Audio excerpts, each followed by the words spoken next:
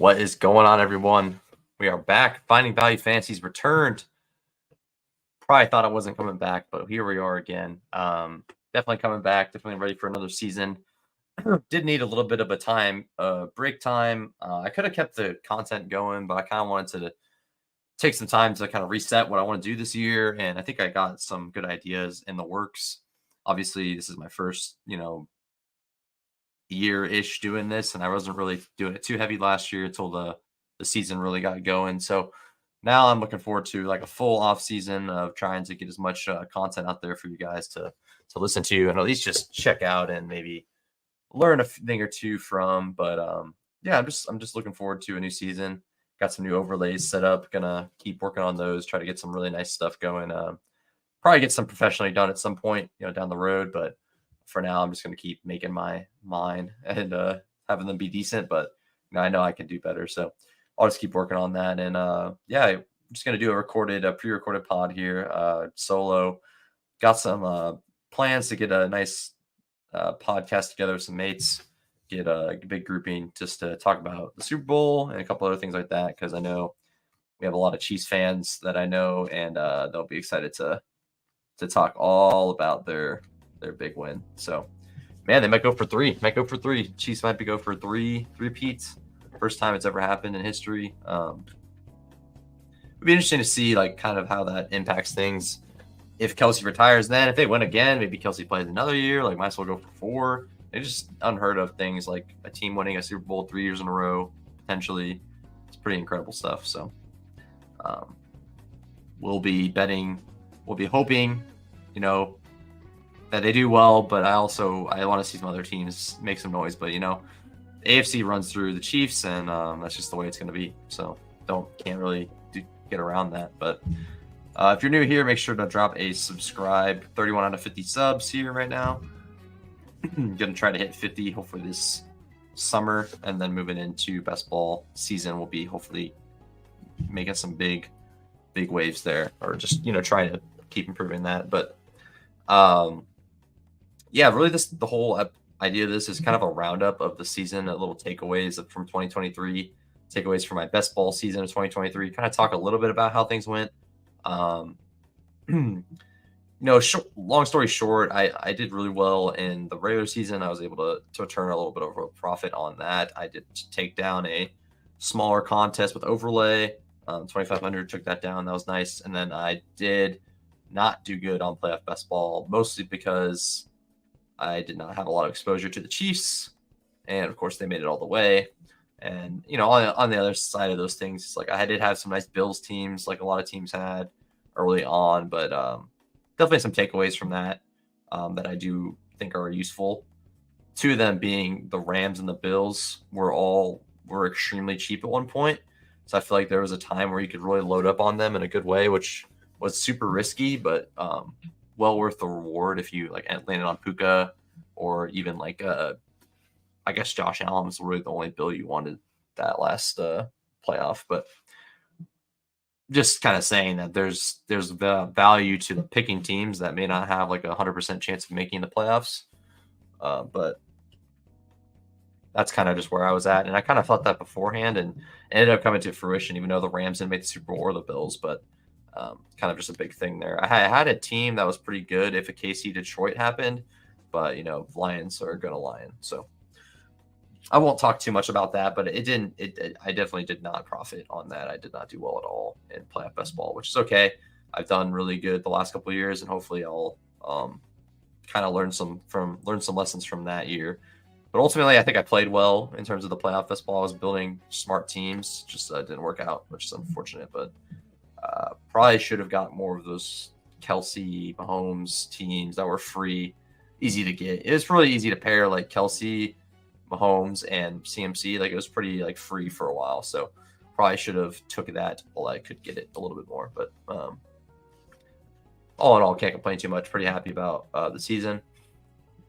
Hoping to make some big improvements this year and get better at the content, get better at my drafting strategy, and get better just in general. I'm always striving to get better. Not every year is going to be linearly better. You're not going to always like, oh, I profited this year, I'm going to profit the next year and keep profiting. But That's not really how it's going to work. You know, you could have a down year, you could have an up year. But I think most importantly for me is like learning from everything and making sure I'm enjoying it, even though, you know, I do want to profit. Obviously, I'm not just trying to punt off money. I want to profit. Um, and I want to continue to. So ultimately the best thing I can do is just try to, you know, elevate my game, try new strategies. And that's kind of the way you stay ahead of the game. Because if you're just like, if you're one step back, you're just going to left in the dust with these things. Because, you know, everyone wants to win. Everyone has desires to win, but like only a few people, like a select few people are really going to be like the profitable ones. And I'm not even like extremely profitable by any means. So like, I'm still trying to work on that too. So, um, something I want to work on, something I'm going to try to keep getting better at.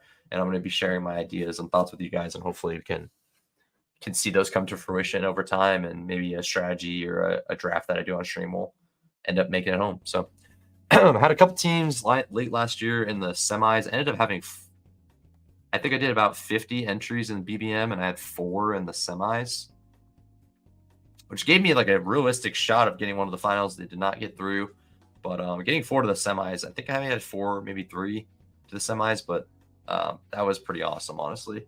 Just the fact that I got a couple teams to that point was honestly a win for me. And I'll go back over in a separate video. I'll probably go over and like show everything. I think I may have done that already a little bit, but I could show like the full results of it at some point.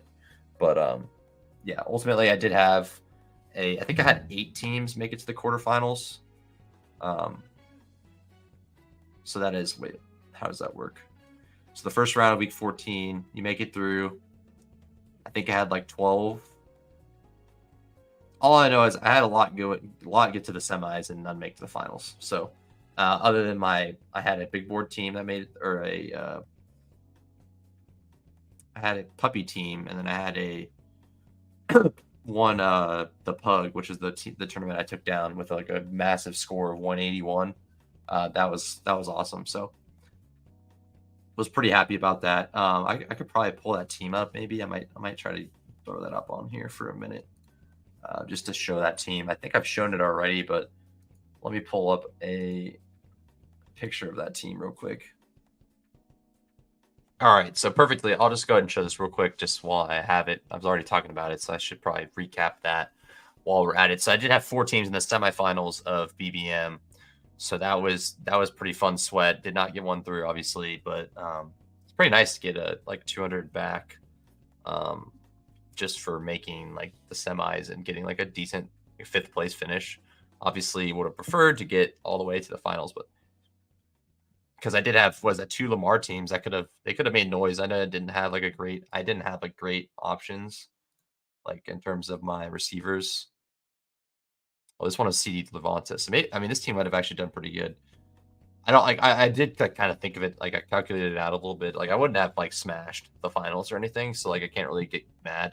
Plus, you got to make the finals to get there to like say anything about it, so it doesn't really matter. But just getting 4 was like way above expectation for how many entries I had. Even if I had amazing advance rate with my entries, like I still like having 4 in the semis is like incredible. So very happy about that.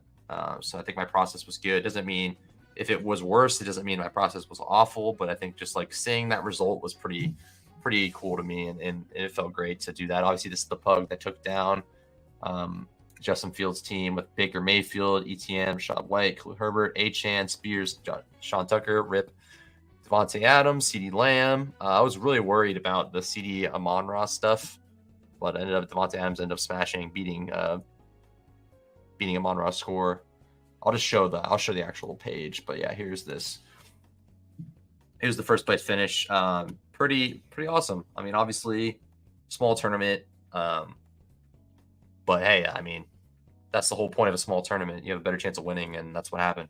This one had overlay. It literally opened like the last second, like right before the season started. This opened. I drafted 1 entry in it, or 2 entries in it. They both advanced, and this one ended up taking it down. So obviously, you see there's like 1,200 overlay. This is just the importance of overlay. Like, I basically entered a rake-free contest, and if you don't know what a rake is, that basically means that that money that the entrants enter into the contest a percentage of that is getting taken out of the prize pool. You know, to underdog straight to underdog. You know, since they're putting on the tournament for us, they're supplying us the platform to do these contests, so they took the rake back to account for that. But this one is basically a rake free tournament. So 25% unfilled. So basically, that was a very, very strong tournament to join. And just for me staying diligent, I was able to like take advantage of that and luckily get in one that took down for me and really made my whole season. Like I had a decent full season, like the Best Ball Mania full season rewards. I got some decent winnings from that, but this really made my season. This is the only reason I was able to profit this year. And in the season one best ball. So awesome stuff. That's the team. I'll just go ahead and who contributed. We had Njoku, CeeDee Lamb, Devonta, Chris Godwin, and we had ETN, Herbert, HN with Justin Fields. So I didn't even have a Lamar, and I won by 7 points. So pretty awesome. I think Lamar dropped like a 37-point game in the finals. So anyways, cool stuff. Very, very awesome. Let's move back to our other screen we had set up here. Truthfully, I'm thankful that I was able to get in that tournament, and that just shows the importance of overlay. And if you can ever get overlay, no matter what site you're on, I think that's like just crucial to do, because you're really not going to get action better than that than an overlaid contest. So it was already a small contest, and then I was able to kind of take advantage of the overlay as well. Thing about Underdog is not a contest overlay, even though it's like the most fun site to be on personally for me. So the fact that I was able to get overlay on that and win on win a contest on a site I like was really cool. So that's the first site. That's the first thing I've taken down. I've had wins, but I've never taken down a contest. So that was a new for me, and feels good to have done it. So hoping can bring some of that momentum into this year. I've done some big board drafts, but I was really just didn't want to make any content on it yet. But you will be seeing some very soon. Like I said, there'll be a long form, a long like podcast type thing where we'll be hanging out with some friends, and we'll be talking about the Chiefs, talking about some real just talking about football in general, NFL upcoming season, the draft, the combine. We'll talk about all sorts of stuff, and then coming up, I'm gonna be pre-recording a biggest board, which is $100 single entry or $100 3 max tournament on Underdog. We'll be focusing on doing more small field stuff just to give myself a better chance. I will be doing some Best Ball Mania, but I don't plan on maxing it. I think I'm going to try to allocate more resources to other things, other sites, and other just smaller contests on Underdog, which I think will be, at the very least, give me a better chance of like getting those top prizes like I did with that pug. But regardless, just really good contests. That those single entries, those 3 max entries are really, really strong. 20 maxes are really strong. Just gives you a much, much better chance than like 150 max tournament if you're not planning on maxing. So anyways, but we'll get into the kind of the nitty gritty of what this is all about. Really just trying to round up the season, talk about the season a bit more, and things that I learned along the way. I'm going to make a condensed version of this video at some point where it'll just be kind of like a tips and tricks of like, I'm going to do 6 tips or 5 tips just about best ball for the upcoming year. And that will probably release around the time the BBM actually drops. So that'll probably be like early May, late April. So I got time to get that working. But right now I'm just kind of making like a longer form version of it just so I can really get some thoughts out there and chat about it a bit more and kind of consolidate what I want to make that video really focused on. But some takeaways I jotted down earlier on in the season is that there's often a buying window for players where we could take advantage of their ADP. And we're talking about Underdog Best Ball. This could also be applied to DraftKings, drafters, probably wherever you're playing. I think it could be applicable, but I just think there's really fine specific times where these value pockets open up in the draft room where maybe this person literally sprains their ankle in the preseason, right? These people, like, we draft our best ball teams for the whole season. Like that, the whole season matters. Not week 1, not week 2, not week 3, the whole season. And there's even a weight at the end. So like anything you're drafting right now, any player you're drafting, like it's way more important for them to be strong later in the season anyways. So it's okay if they're slow out of the gate. I mean, obviously you prefer them to be great all the way through, but it's okay to have a slow starting player on your team as long as you have the makeup of a team that can overcome it. But example of these players last year, Terry McLaurin, he dropped because he was hurt. We got JSN dropped because he was hurt. He didn't end up panning out, but he did drop a lot. We had there's just examples of players that either sustained an injury, and then you can even dig deeper into this and think about Josh Jacobs last year. Think about Cooper Kupp last year. Like Cooper Kupp was having a really strange ankle injury early in the year. People were like, this guy might not even play this year.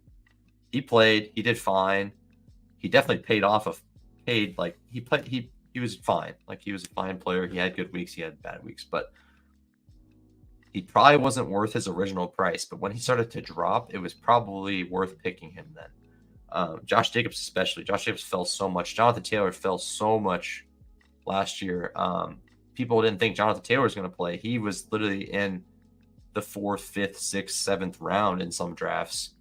And think about the fact you can get Jonathan Taylor in the 7th round and Cooper Kupp in the 4th round or the 3rd round or late 2nd is nuts. So lean into uncertainty, because especially if you're playing like Best Ball Mania, we're already a major dog to win the tournament. So if you could just get random value just because this player is banged up or some uncertain situations happening, obviously there's a reason that player's falling, and that makes sense with like the contract situations and stuff. But 9 times out of 10, that player figures it out. They end up signing a contract and they play because it benefits them to play more than not playing 9 times out of 10. So I'm going to lean into that, and it could bite me, but that's okay. At least I'm getting something that no one else can get. Because there was times I was even shying away from Jonathan Taylor where I could have gotten 4th round Jonathan Taylor for a pocket of 1 week. Instead, I didn't get much Jonathan Taylor, and then that pocket was gone, and then you could never get him in the 4th round. So you could never get a 2nd round pick, a 1st round pick, and Jonathan Taylor after that point. So that's like a big deal where you can get a combination of players that no one else can even touch. So I'm going to be looking for those opportunities and hammering them. Even if I don't like the player that much, I think I'm going to be going after it. There's no reason not to, in my opinion. If you're going to be drafting a volume, obviously, if you're just drafting a couple times, just draft the players you like, have fun with it, and try to get some reps on lower stake contests and stuff like that. But in my opinion, at least. But I just think there's just a lot of opportunities like that we miss out on, and especially the ones that are just injury related. Like Terry McLaurin falling, like that shouldn't really happen. Like he ended up being fine. He played the whole year. He was dropping up to a round, almost 2 rounds at some points throughout the season, like the off season of drafting. Those things I'm 100% targeting. Like I'm going to take a 10 round discount on a guy or a 10 pick discount on a guy just because he sprained his ankle in the preseason. Like I'll take it. Obviously, if they have a significant injury, then you got to think about it more. But like, there's times where it could be even like a concussion, which is a serious injury, of course. But like, even if it's that, like, most likely they're going to be ready to go in 2 weeks, maybe. So like, I'm okay with that. Even if the player misses a week, I'm so okay with that if I'm getting a massive discount. So, I think people are still really leaning in towards. I mean, we'll find out how the season really goes, but I think people are still not playing risky enough. And as long as I can take advantage of that, which that won't probably go away, but there'll probably be more players taking risks where like the risk will be baked into the price better. But there's so many situations where the risk won't be baked into the price correctly. So I'm always going to try to take advantage of that any chance I can, and I think that's going to be a massive like point that will help players or hurt players. You know, if you don't take enough risk, it might hurt you. If you take too many risks, it might hurt you. You find that medium where it's perfect, that you might be really good. But also, when you take the most risk, you can make the most strong teams. Like there was teams out there with Justin Jefferson and Cooper Kupp and Devonta Smith and player X, player Y, and Jonathan Taylor on their team. Like I can't think of the 4th round like off the top of my head right now. Last year, I don't know, DJ Moore wasn't there or something. Just Fields with the 4th, 5th round. But regardless, like there's just so many opportunities there where I think that's like a major takeaway I had. So I'm gonna be attacking that heavily this year. Like even Jonathan Brooks, a rookie coming out right now, he's towards ACL late in the season. He looks like he's on a normal recovery timeline, so he may be back early in the season or maybe mid-season. But he's a rookie that has some juice.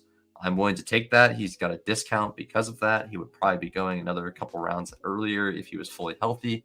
So I'm fine taking that shot on him. So it could bite me. He could be awful. He could not play well. He could not play until super late. But even then, that pick could help me if he, plays strong down the stretch. So another thing more on the scale of like a negative side is that I think one mistake I made a lot last year is drafting that second running back on a team where I wasn't sure they're the second running back. And this is kind of just laziness for me, where I'm just taking the same guy just because it feels comfortable, which, doesn't always cost you, but it doesn't help at all. Like it definitely hurt me in the fact that I wasn't taking Kyron Williams, but I was taking a ton of Dwayne McBride. I was taking a ton of Rico Dowdle. Rico Dowdle had a couple of usable weeks. Dwayne McBride was completely useless all year from fantasy perspective. So kind of mix. If you're going to go that route, I think you want to really expand your exposures to all sites, unless you're just really confident on one guy for some reason. I was strangely confident on Dwayne McBride. That was a mistake. I feel like going forward, I'll try to spread it out a bit more. So at the very least, I get some Kyron, right? My reason for missing Kyron last year is just because I did hear a lot about him. I did know about him. There was so much like noise the years before, year prior, where he just like not an athlete, not good. And it just was a mistake where running back is really dominated by volume. So if there's volume like projected for him, I should be taking him at the very least. So Puka I did grab a couple shares of, but I didn't have enough of him as well. Tank Dell I kind of thought was a later guy that wasn't actually gonna be good. He just was popping off in the preseason, but that ended up being wrong. He's the truth. So just some things, like sometimes there's noise on players where, Calvin Ridley last year, like he ran a route in practice and he moved up around. Granted, that route looked amazing and he was fine. He was a fine pick, but he didn't pay off his draft capital in the second round when most people were drafting them there. So it works both ways, but I think at that point, like if you're taking an 18th round pick on Dwayne McBride, it doesn't hurt for me to click a different guy more often. So I'm going to try to do that next year or this year and try to don't get stuck on one guy. Even if that guy ends up hitting, it's fine, but more than likely they're going to miss anyway. So you might as well give yourself different opportunities to hit on a player back there. So that's one major thing that and as those things solidify, maybe it's better to take running backs earlier, like not super early, but maybe take those guys that are going to get volume pretty maybe you grab 3 early running backs, or 3 early running backs as in 3 in the first 8 rounds, and then you grab 5 receivers or 4 receivers and a tight end or something, or 4 receivers and a quarterback. And that gives you a good baseline at running back.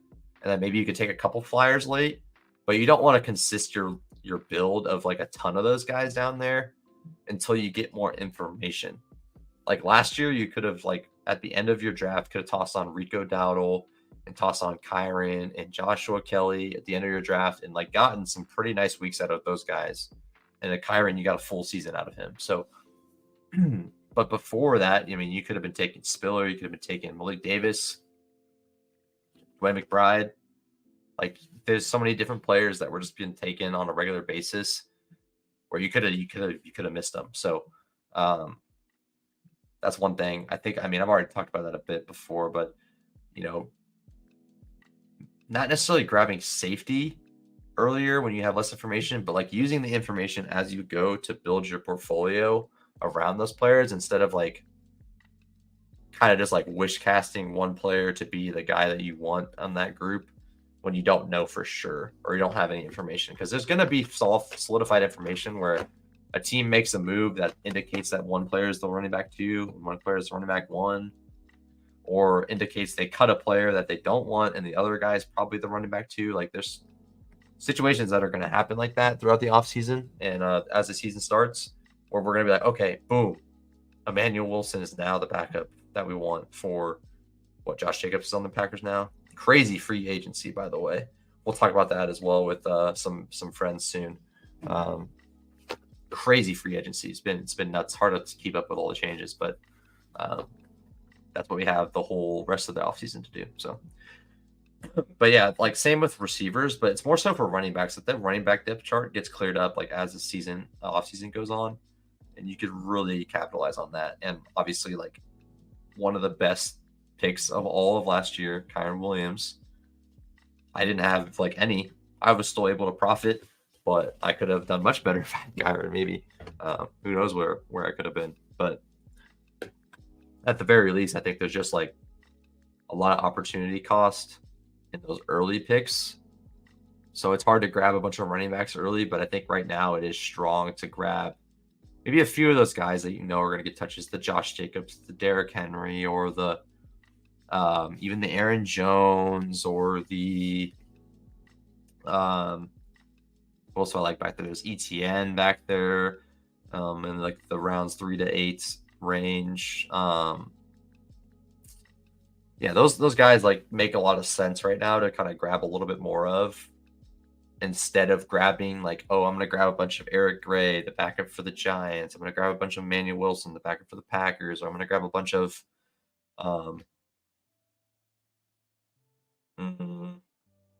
Elijah Mitchell feels pretty good as our RB2, but we've been pretty confident he was RB2 for a few years at least. But there's a few other ones I can think of right off the top of my head.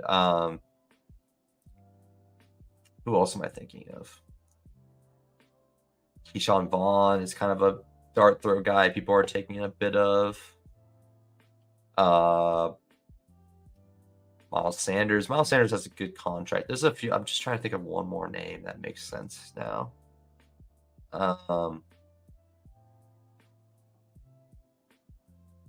Kendra, I guess. Kendra would be a guy that would be falling under that category. Although he's a rookie, so he should get run.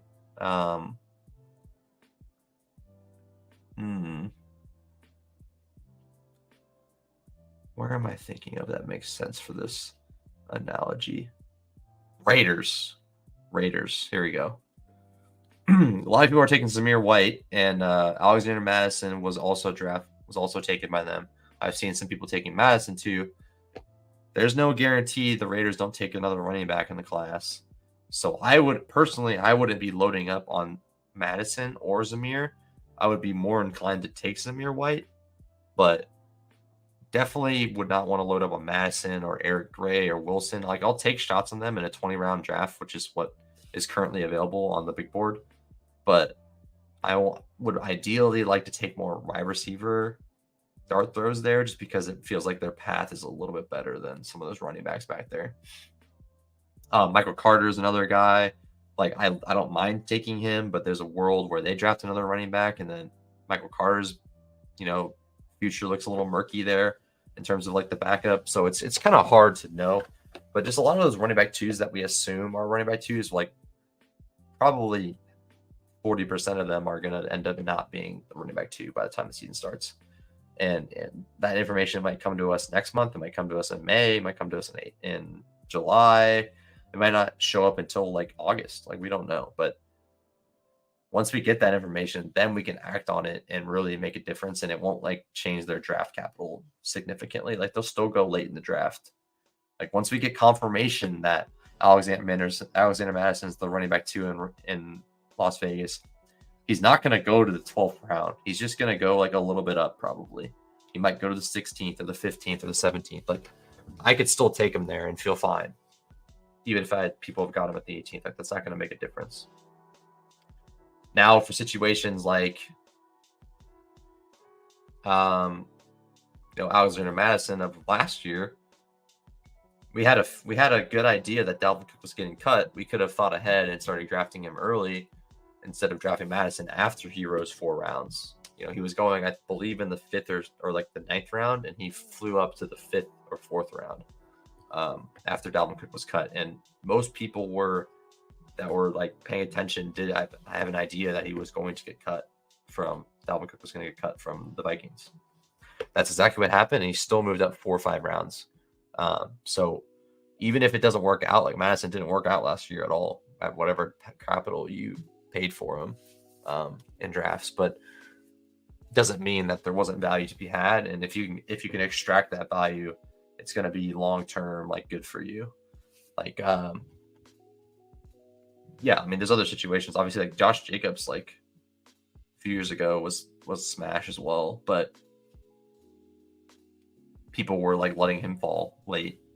So there's going to be opportunities where you can find a player that maybe you think there's probably going to be a change come in, or a player's going to get cut, or like the community knows that, but it hasn't been done yet. There's always going to be a discount in that period, and there's always going to be a secondary like change. So whether that player is going to increase in price or not, like there's going to be a reaction before, and then there's going to be a reaction after. So sometimes it gets double counted, or it just gets like completely blown out of proportion.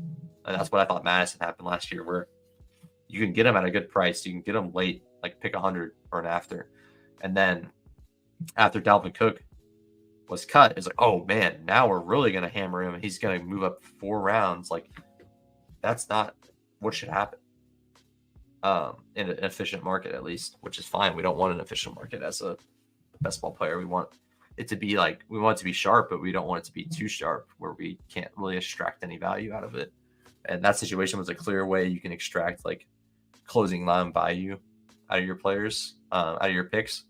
Didn't work out, but if you're going to give me a chance to keep taking value out of a player that is going to go much earlier for information that we already have or already should know, I'll take the value, and eventually it's going to work out for me. So things like that. I can't like name examples of a ton of them, but like that's just like one thing that's really evident is like the backfield situation's changing, and also like we know a player is going to get cut, or like their runway is going to get murkier, or the runway is going to get less murky, where like we could kind of plan ahead. Okay, this player's going to drop. Let's let him drop and then take him. Or this player's going to rise. Let's take him as he's rising, so after something happens, he doesn't rise too much, right? So just a few things there. I think taking stands on players, like player takes, I think is really strong still. But I'm going to try to focus on taking stands later, where I think the market could be like way off on players. Whereas like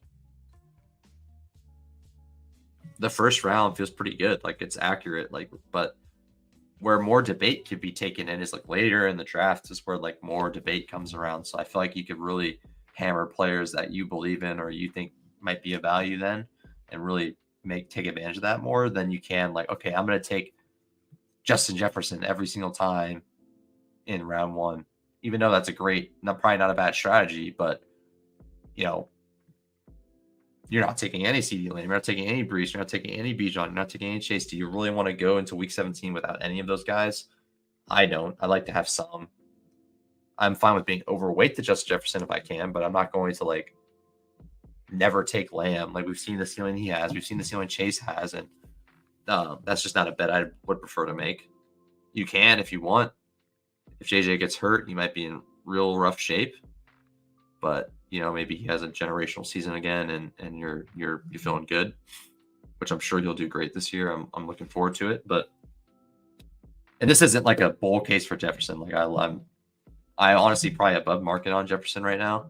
Like I would rather take him over Chase still probably, but in this market, I'm still gonna like respect the market and take Chase. And Bijan still above him when I can. But like if I get Jefferson at 6, 7, 8, like I'm pretty appealing to me. Pretty appealing, no matter who the quarterback is. So obviously you want to avoid injuries, but you really don't know. So spreading that first round out in a way that makes sense is kind of ideal. Because at that point, you're just really betting like, okay, hopefully no 40 bombs from any of these guys other than JJ in week 17. Like that's just not a sweat I want to endure. I'd rather just like, hey, I got all these guys. I have Bijan, I have Chase, I have JJ teams, I got CMC teams. Like whatever happens, happens. Hopefully, one of my teams gets through, and then you're there. Instead of like, okay, if JJ gets a 50 bomb or JJ gets 30 points, I'm going to advance a team. Otherwise, I have no chance. Pretty much, like that's how it tends to work with those upside picks early. So I think generally speaking, the whole like my takeaway there is like I'm more for taking stands on players later in the draft. And when I say later in the draft, like round 8 beyond, where like the scales don't tip as much in terms of like how projectable their ceiling and volume is going to be for after round 8 and 10. So, if I want to hammer round 10, Mike Williams, go right ahead. I think that's fine. If you want to hammer round 14,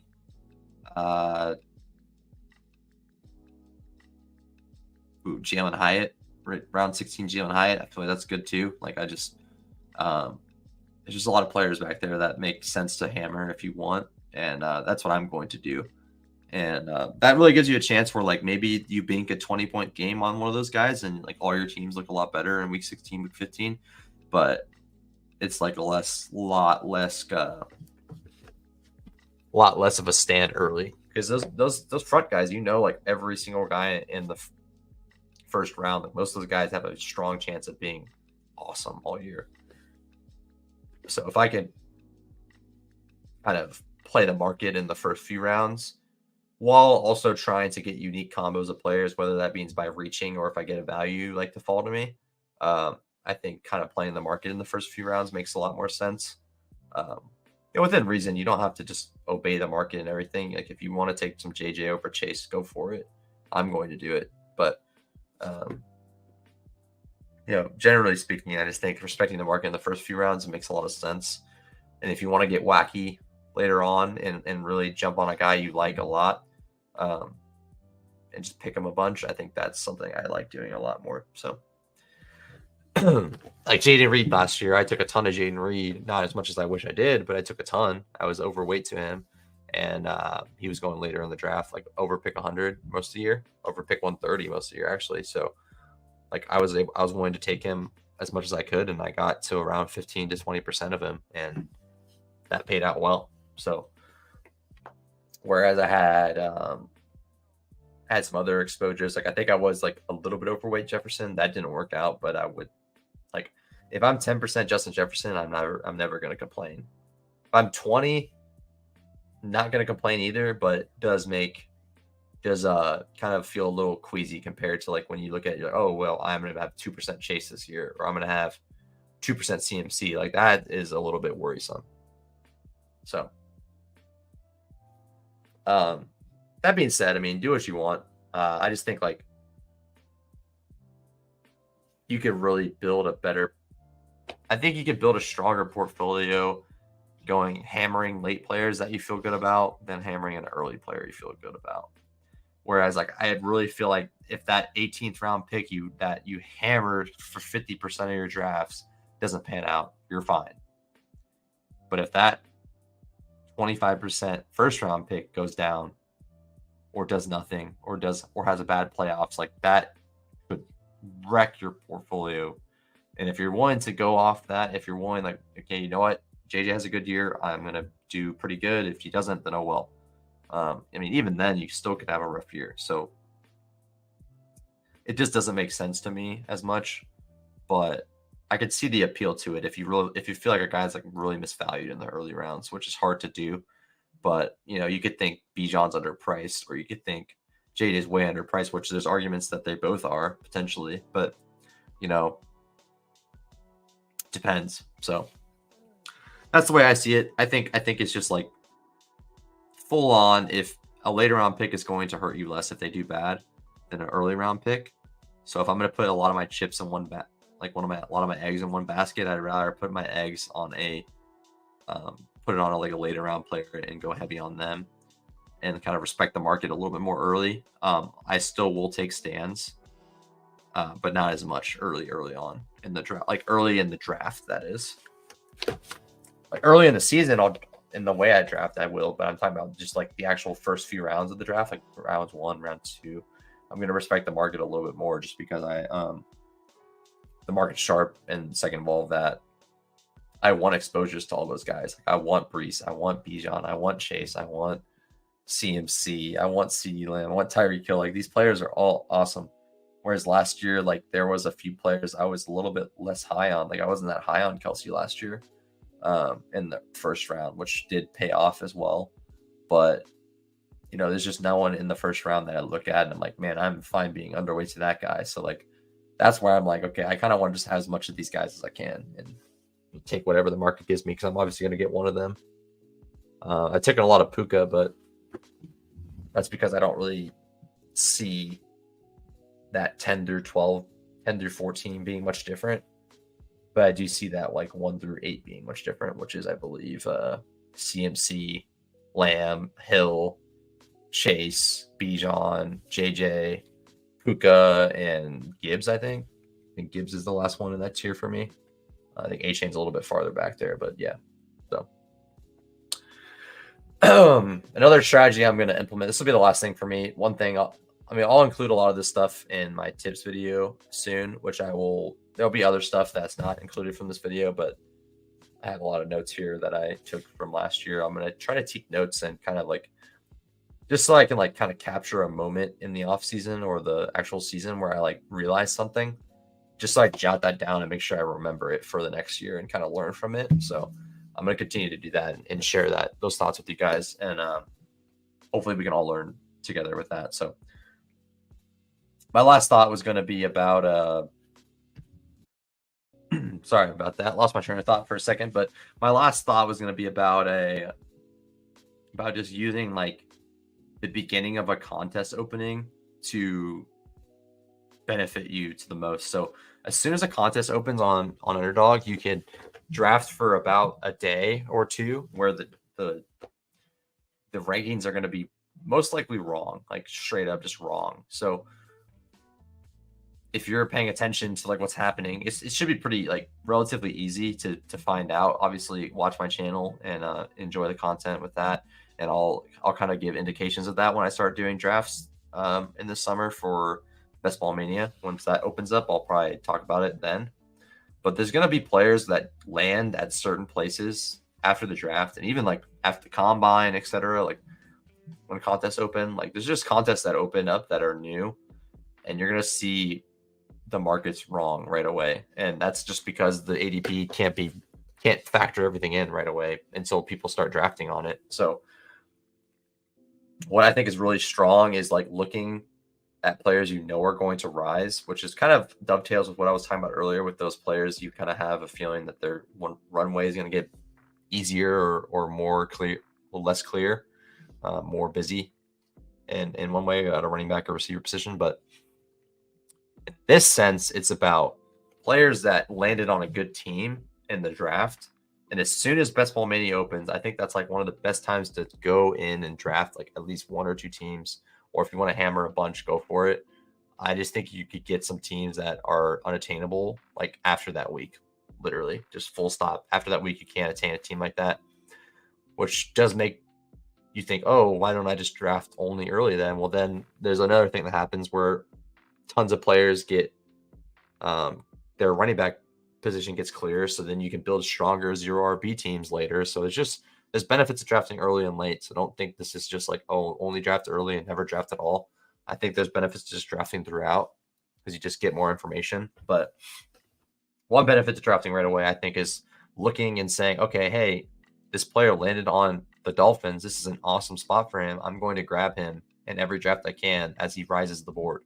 Because he's not going to be where he should be. He'll probably be based off the big board ADP. So they'll likely be mispriced by a round or two, or maybe even three. Like think of whatever player lands on the Chiefs, if there is a receiver, like think of that guy and realize that he's going to move up just 3 or 4 rounds just because he's on the Chiefs now. Same with that guy that might drop because he's on the Patriots now. Like those things will happen. So plan ahead, think about that. Like, hey, this guy just got on the Patriots. I'm going to wait to draft him because he's going to fall probably. Hey, this guy just got on the Chiefs. I'm going to draft him, 10 picks over ADP because I want to get ahead of him rising 5 rounds. And I think that's like a massive, massive, massive deal. And I'm going to be sure to try to take advantage of that. I did a little bit in the big board. This big board that just opened with Trey McBride, and I'll try to do the same with like other players on and after the draft and after like teams are solidified and we find out where running backs are landing. There's going to be a ton of players on there that are going to go up or down based on their landing spot. So knowing which ones make sense as a person that's going to rise is going to be strong. To name a few right now, like whoever lands on the Cowboys as a running back, whoever lands on the Bills as a receiver, whoever lands on the Bills as a receiver, Bills as a receiver, Chiefs as a receiver, Bengals as receiver / tight end, and then Chargers tight end, Cowboys running back, Raiders running back. Like there's just different places that just feel like a good spot for people. That's going to make a massive difference when the chips turn over and the cards turn over after the draft. So anyways, that's all I got for you guys. That was fun. A little best ball roundup. Gonna upload this probably on Sunday, the 24th of March. Got some trips coming up soon, so gonna try to get some content in, and then obviously when I get back from some trips, I'll be back in the swing of things. Especially in April, I think is when I'm gonna really ramp up again. April, either mid-April or like right when BBM opens is when I might ramp up the most. But I'm going to have like a post-season recap recording with some friends soon. Look out for that either next week or this week or the week after that. So this coming week or the week after that. So look forward to that for sure. But that's all I got for you guys. That was fun. A little roundup talking about the season, talking about like how things went for me. And I'm thankful to get to do this for another year. And I just love fantasy football, love this stuff. And I like trying to give information to people and try to like perspective to like what's happening and maybe give someone like information that might, help them draft better or improve what they're doing, or even just like take it into other aspects of their life in some ways. So that's what it's all about. Just about finding value, playing fantasy football, having a good time. So that's what we're here for. That's what I'm here for. That's what everyone that comes on my show is there for. Just having a good time and enjoying stuff. So everyone, appreciate you hanging out. Make sure to subscribe to the YouTube down below. Appreciate you hanging out. I'm going to upload this, get this all sorted out and upload this bad boy. And thanks all for watching. Take you guys next time. Peace out.